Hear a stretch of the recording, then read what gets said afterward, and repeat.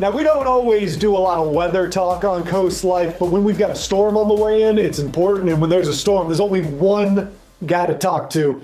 It's Chief Meteorologist Paul Williams.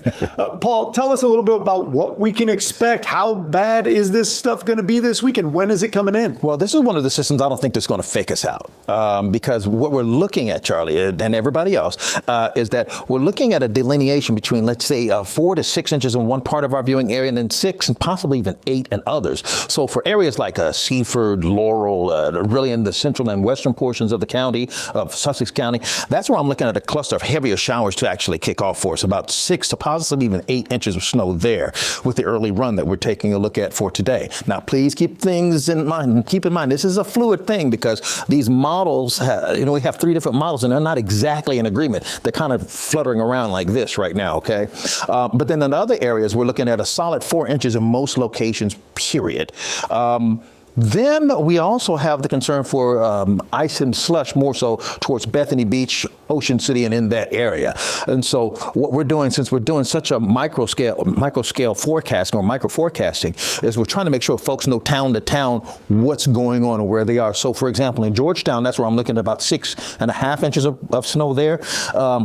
But for Greenwood, for example, that's where I'm looking at actually 7 inches of snow there.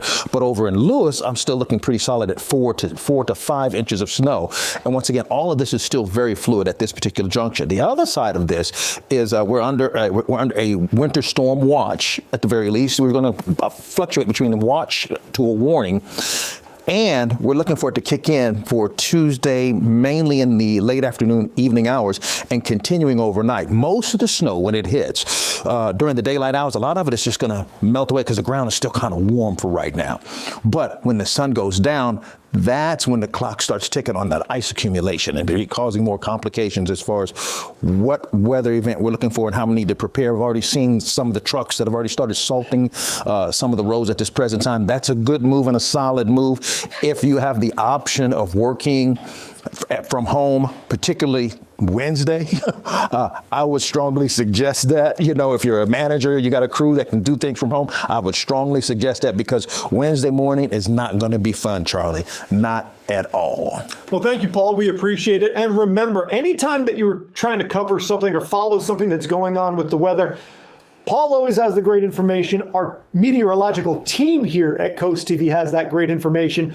But you only get them when they're on air. If you get that weather app, the Coast TV weather app, you can kind of have that information coming in all day long. And as Paul said, they do try to target things to the specific areas. So stay up to date. Make sure you're watching Coast TV all week. And of course, keep watching us here on CoastLife. We love having fun and hanging out with you on CoastLife. But if you ever want to take a peek behind the scenes, check us out on Facebook, Instagram, TikTok, and more. You can also catch up with full episodes at coastlife.com. You can do all that right now while we take a quick break, but there's more CoastLife coming up.